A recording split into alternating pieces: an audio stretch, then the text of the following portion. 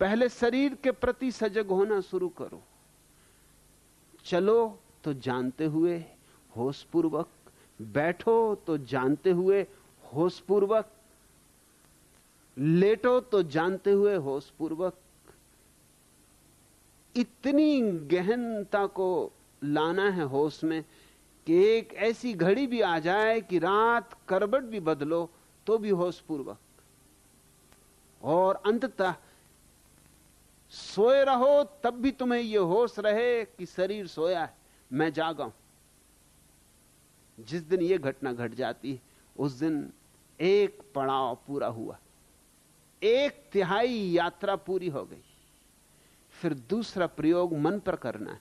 फिर मन के विचार, कामनाएं, इच्छाएं, ऐषणाएं, स्मृतियां, कल्पनाएं, सपने, इनको देखना है। ये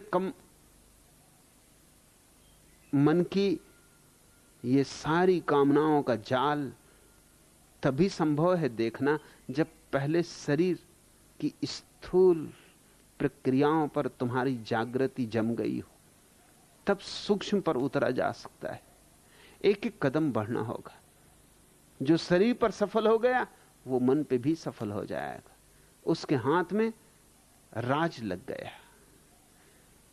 और जब तुम्हारे मन पर तुम्हारा होश गहन हो जाएगा तो तुम चकित होगे। जब शरीर पर होश गहन होता है तो शरीर में एक कमनीयता, एक कोमलता, एक सौंदर्य, एक प्रसाद उतर आता है, एक संगीत, एक लयबद्धता, एक छंद छा जाता है। शरीर के उठने बैठने में एक अद्भुत लालित्य आ जाता है। सारी भाव भंगिमा में एक भगवत्ता छा जाती, एक गहन शांति, एक मौन, एक उत्फुल्लता, रोए रोए में एक उत्सव। और जब मन पर बोध गहन हो जाता है तो वासनाएं, विचार अपने आप विदा हो जाते। लड़ना नहीं पड़ता।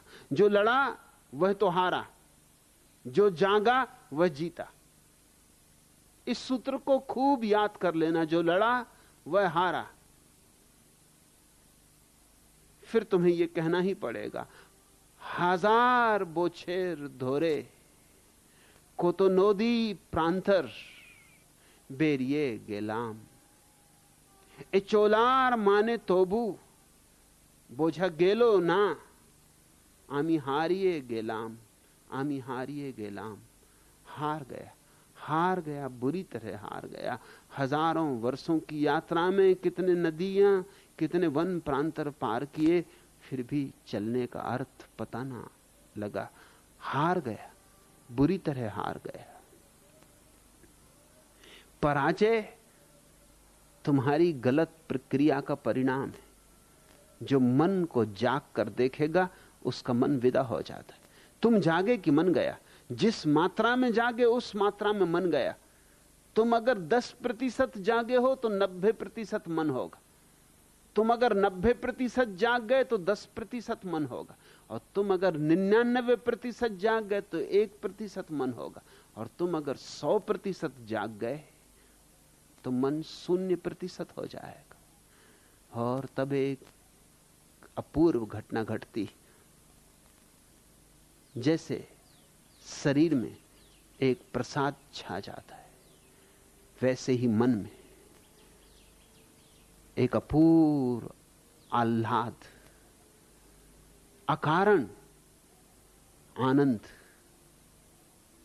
कोई कारण नहीं, कोई वजह नहीं, कोई हेतु नहीं, कोई लक्ष्य नहीं, बस अकारण झरने फूटने लगते, आनंद की रसधार बहने लगती। और जब मन में यह घटना घट जाए तो फिर तीसरा कदम बाकी रह गया, जो सर्वाधिक सूक्ष्म है। वो है हृदय की भावनाओं के प्रति सजगता। वो सबसे सूक्ष्माति सूक्ष्म हमारा जगत है। भाव विचार से भी गहरे और भाव विचार से भी नाजुक। फिर आखिरी प्रयोग करना है अपनी भावनाओं को देखना है। विचार पर जो जीत गया वो भावनाओं पर भी जीत जाएगा। राज तो वही है, कीमिया तो वही है, कला तो वही है, सिर्फ अब गहराई बढ़ाए जाना है। तैरना आ गया तो अब क्या फर्क पड़ता है, उथले में तैरे कि गहरे में तैरे। भावना का जगत सर्वाधिक गहरा है। जब भावनाओं के प्रति तुम जागोगे, जिस मात्रा में जागोगे उस मात्रा में भावनाएं भी विदा हो जाएंगी। और जब सारी भावनाएं विदा हो जाती तो उस अपूर्व घटना की घड़ी आ गई जब ऋषियों ने कहा रसो वैसा। रस आखिरी परिभाषा है परमात्मा की। रस बह उठता है। रस अद्भुत शब्द है। दुनिया की किसी भाषा में वैसा कोई शब्द नहीं। परमात्मा रस रूप है।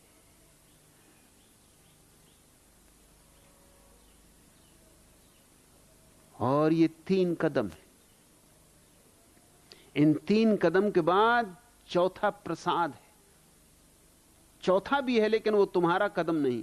3 तुम उठाओ, चौथा कदम परमात्मा उठाता है। उस चौथे को हमने कहा है तुरीय समाधि। तुमने 3 पूरे कर लिए, तुम अधिकारी हो गए, पात्र हो गए चौथे को पाने के। चौथा तुम नहीं उठा सकते, चौथा तो परमात्मा उठाएगा। ये पूरा अस्तित्व तुम्हारे सहयोग में खड़ा हो जाता है। और जब चौथा कदम भी उठ जाता है और समाधि सघन हो जाती, समाधि के मेघ घिर जाते, आ गया आषाढ़ का महीना, होने लगी रिमझिम, तब जीवन में जीत है। उसको तुम कह सकते हो जिन अवस्था, विजेता की अवस्था। उसके पहले तो हार ही हार है।